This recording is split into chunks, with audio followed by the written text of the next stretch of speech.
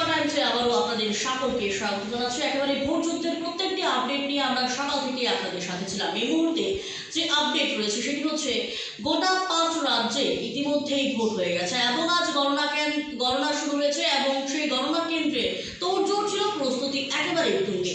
এবং সেই 5 রাজ্যের সাথে ইতিমধ্যেই ত্রিপুরাতে উপনির্বাচনের ভোট গণনা আজ, এবং ইতিমধ্যেই সেই উপনির্বাচনীয় বিজেপি প্রার্থী যিনি হয়েছেন উনি কিন্তু অনেকটি ভোটেই এগিয়ে রয়েছেন।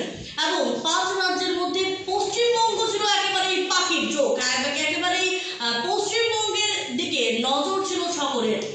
এবং এই মুহূর্তে সকাল থেকে বেলা বাড়ার সাথে সাথে যে ট্রেন্ড লক্ষ্য করা যাচ্ছে, পশ্চিমবঙ্গে কিন্তু অনেক ভোটে এগিয়ে রয়েছে বিজেপির পাল্লা কিন্তু যতই বেলা বাড়ছে ততই কিন্তু বিজেপির পাল্লা ভারী হচ্ছে। ইতিমধ্যেই আমরা কথা বলার চেষ্টা করেছিলাম বিজেপির প্রাক্তন সাধারণ সম্পাদক প্রদেশ যুব মোর্চার রঘুনাথ রোদের সাথে। উনি কিন্তু ওনাদের দলের জয়ের অনেকটাই আশাবাদী যে 100% ভোট নিয়ে পশ্চিমবঙ্গে বিজেপি দল আবারও সরকার গঠন করছে। একেবারেই বেলা বাড়ার সাথে সাথে যে ট্রেন্ড লক্ষ্য করা যাচ্ছে যে পশ্চিমবঙ্গের বিভিন্ন জেলায় কিন্তু ইতিমধ্যেই বিজেপির পাল্লা ভারী। আমরা যদি